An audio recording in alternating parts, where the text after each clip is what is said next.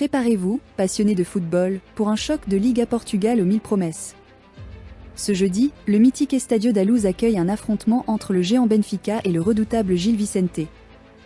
En apparence, l'histoire est sans appel. Benfica a littéralement écrasé cette confrontation, surtout à domicile, s'imposant dans la quasi-totalité des duels. Mais voici le rebondissement électrisant, et un point crucial pour les parieurs. Benfica se retrouve englué dans une série délicate de 3 matchs sans victoire dans son propre stade. Inversement, Gil Vicente surfe sur une vague de forme incroyable, ayant triomphé dans les 2/3 de ses 6 premiers matchs, offrant constamment un véritable spectacle de moins de 2,5 buts en championnat. Alors, la question se pose avec acuité. La suprématie historique de Benfica va-t-elle s'affirmer, ou Gil Vicente peut-il saisir cette occasion en or pour aggraver les maux des locaux? Et peut-être plus intriguant encore pour le parieur avisé, peuvent-ils prolonger leur série étonnante de matchs à faible score? Décortiquons les chiffres.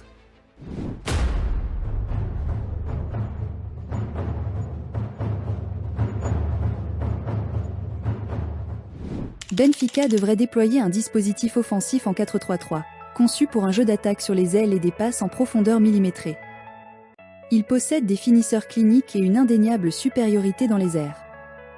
Pourtant, un talon d'Achille majeur pour eux réside dans les erreurs individuelles, leur difficulté à empêcher les occasions adverses et une incapacité préoccupante à conserver un avantage.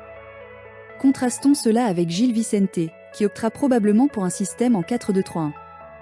Leur arsenal comprend des coups de pied arrêtés offensifs redoutables, des contre-attaques fulgurantes et des éclairs de génie individuel dans la création d'occasions. Cependant, ils pêchent visiblement dans la conservation du ballon et la défense face aux contre-attaques.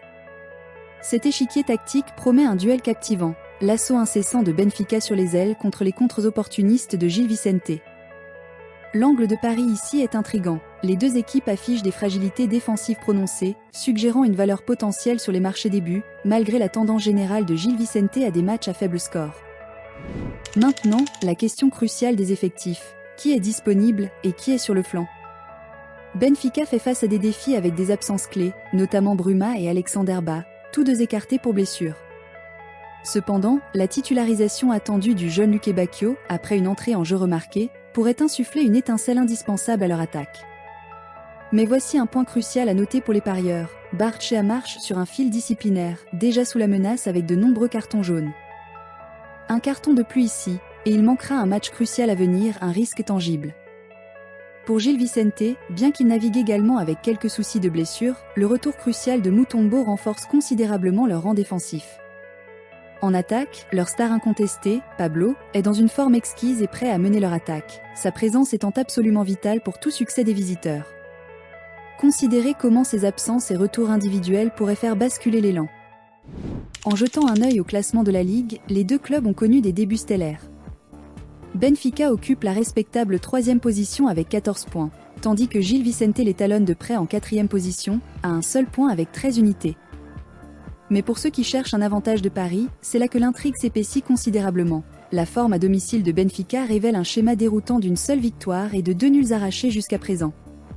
Contrastons cela fortement avec leur bilan impeccable à l'extérieur, 3 victoires dominantes, un carton plein en déplacement. Les performances de Gil Vicente à l'extérieur sont tout aussi, sinon plus, frappantes. 2 triomphes et un match nul louable, tout en gardant leur cage impeccablement inviolée lors de chacune de ces rencontres à l'extérieur. Benfica dicte généralement le jeu, dominant la possession et les statistiques de passe, tandis que Gil Vicente, en contraste frappant, privilégie l'efficacité à la quantité, avec moins de tirs cadrés. De manière intrigante, Benfica obtient en moyenne plus de corners par match, un détail qui pourrait offrir de la valeur sur certains marchés si le match suit un schéma prévisible de domination de l'équipe à domicile. La trajectoire récente de Benfica brosse un tableau saisissant, bien que préoccupant. Leur forme à domicile est indéniablement chancelante. Lors de leurs 3 dernières rencontres de championnat au mythique Estádio da Luz, ils ont trébuché sur 2 nuls frustrants et ont même subi une courte défaite lors de leur sortie en Ligue des Champions. Pensez grec un instant, des matchs nuls un partout contre Rio Ave et Santa Clara, avec les 2 matchs de championnat les voyant bloqués à 0-0 au coup de sifflet de la mi-temps. Leur seule victoire à domicile durant cette période fut une lutte tendue 1-0 en qualification de Ligue des Champions. Pourtant, en dehors de la Luz, c'est un tout autre scénario, avec 2 victoires impérieuses à l'extérieur. Cette dichotomie frappante entre leur performance à domicile et à l'extérieur crie à l'incohérence, présentant un dilemme fascinant pour quiconque évalue leurs chances dans cette rencontre. En contraste frappant, Gil Vicente est absolument enflammé de confiance. Ils ont triomphé dans les 2/3 de leurs 6 dernières rencontres, leur seule défaite étant survenue contre un véritable cador, Porto. Mais ce qui les distingue vraiment, et offre un schéma de pari clair, c'est leur forme redoutable à l'extérieur. Ils ont enregistré 2 victoires et un match nul louable lors de leurs 3 dernières sorties en championnat à l'extérieur. Et voici le coup de maître, ils n'ont, incroyablement, pas encaissé un seul but à l'extérieur lors de aucune de ces rencontres. Cette série incroyable inclut une conquête monumentale 1-0 contre Braga. Une tendance constante émerge, ils prennent souvent l'avantage à la mi-temps lors de leur victoire à l'extérieur, ou au minimum, tiennent fermement leur position pour un match nul 0-0 dans les 45 premières minutes. Ce granit défensif loin de leur base n'est pas seulement un avantage, c'est une déclaration d'intention qui ne peut être ignorée lors de l'évaluation du marché des totaux de buts. Maintenant, décortiquons les statistiques de buts, une mine d'or pour les parieurs avisés.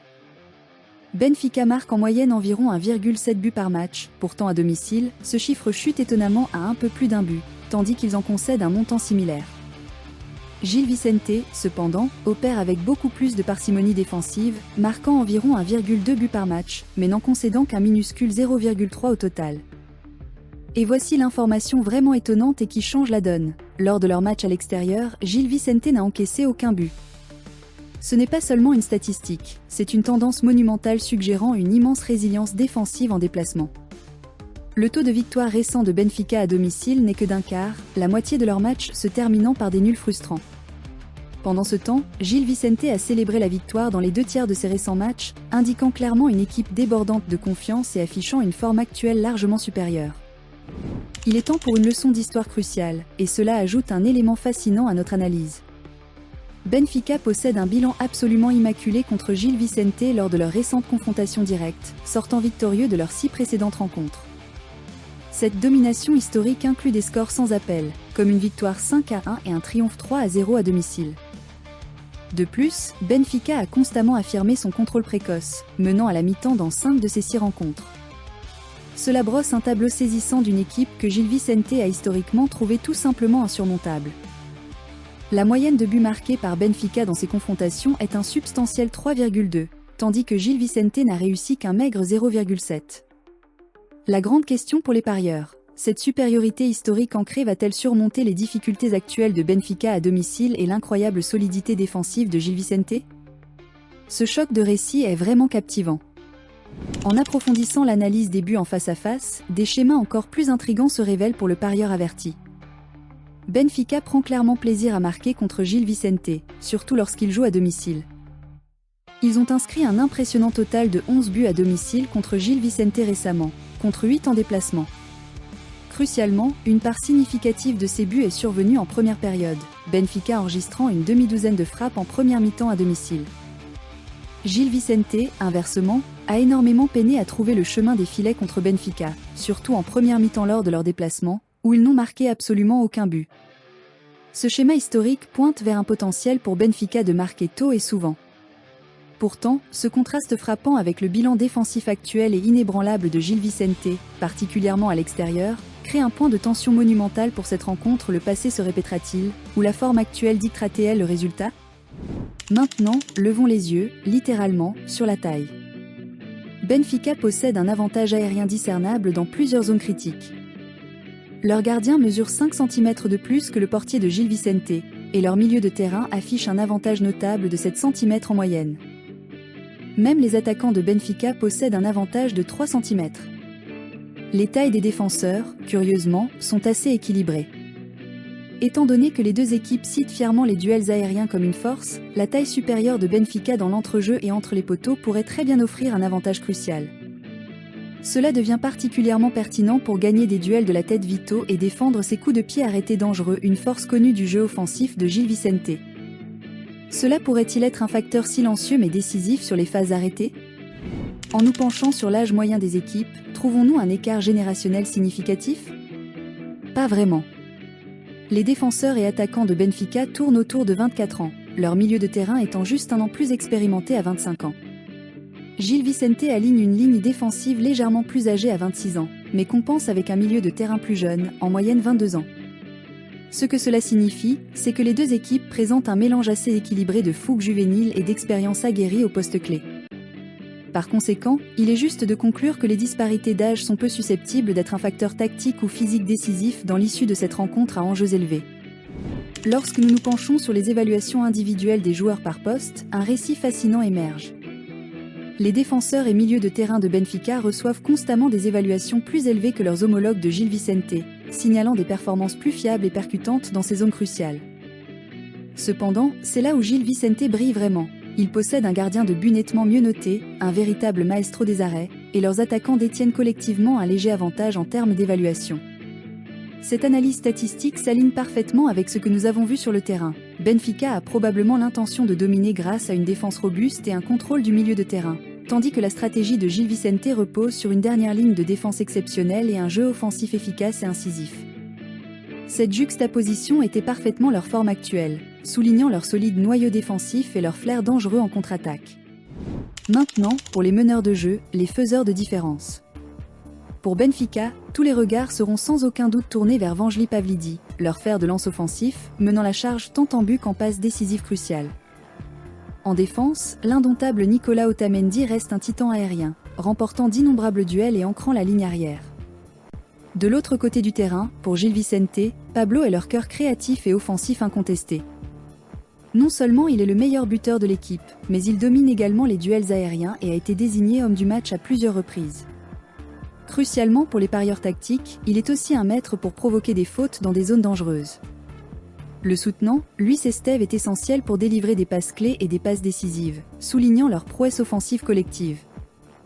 Attendez-vous à ce que Pavlidis et Pablo soient absolument centraux dans les schémas offensifs de leurs équipes respectives, leurs duels individuels pouvant potentiellement faire basculer le match. Changeons de perspective, et identifions les joueurs qui pourraient se retrouver sous le regard scrutateur de l'arbitre, une considération vitale pour les marchés des cartons. Richard Rios de Benfica est un fournisseur fréquent de fautes, et Enzo Barrenechea, un véritable aimant à carton jaune, a déjà accumulé 5 avertissements. Alarmant, il est aussi parmi les joueurs les plus fréquemment dépassés par les dribbleurs. Le défenseur Amar Dedic a déjà été expulsé cette saison, un signal d'alarme flagrant pour le potentiel d'erreur individuelle. Pour Gil Vicente, Facundo Caser et Mohamed Bamba apportent leur juste part de faute. Et voici une observation fascinante. Leur talisman, Pablo, malgré son brio, concède également un nombre notable de fautes et a récolté 4 avertissements. Cela signifie que même leur joueur vedette doit faire preuve de prudence, car un moment d'inattention pourrait s'avérer coûteux, ouvrant potentiellement un angle de pari unique sur les cartons individuels. Déterminons précisément quand les buts ont tendance à être marqués. Benfica exhibe un rythme de score concentré juste avant et après le coup de sifflet de la mi-temps, spécifiquement entre la 40e et la 70e minute. Ils sont indéniablement lents à démarrer, n'enregistrant qu'une seule frappe dans les 10 premières minutes cette saison. Crucialement, et c'est un point significatif pour les paris en direct, Benfica montre une vulnérabilité préoccupante en fin de match, ayant concédé 3 buts dans les 10 dernières minutes plus le temps additionnel cette saison. Gil Vicente, reflétant Benfica à certains égards, trouve également le chemin des filets autour de la 40e à la 50e minute. Mais voici la statistique vraiment époustouflante et remarquable. Gil Vicente n'a concédé que 2 buts sur toute la saison, et encore plus incroyablement, ils n'ont encaissé absolument aucun but après la 50e minute. Ce n'est pas seulement une tendance, c'est un témoignage de leur inébranlable fortitude défensive à mesure que le match avance, créant une dynamique fascinante pour quiconque envisage des paris sur le moment des buts ou les totaux de la seconde mi-temps. Enfin, penchons-nous sur les statistiques saisonnières de buts plus que moins pour les deux équipes, un point de données qui brosse un tableau incroyablement révélateur pour les parieurs avisés. Pour Benfica, leurs matchs sont pratiquement une garantie de but, chacun de leurs matchs cette saison ayant vu au moins un but, et un remarquable 83% comportant plus d'un but. Cependant, et c'est crucial, leur match éclate rarement en festival de buts, car chaque match est resté sous les 3,5 buts au total. Cela suggère un schéma de buts, oui, mais ne dépassant généralement pas 2 ou 3 par rencontre. Maintenant, préparez-vous aux chiffres de Gil Vicente, car c'est un univers complètement différent, leurs matchs sont incroyablement serrés. Un stupéfiant 100% de leurs matchs se sont terminés avec moins de 2,5 buts, ce qui signifie qu'aucun de leurs matchs cette saison n'a comporté 3 buts ou plus.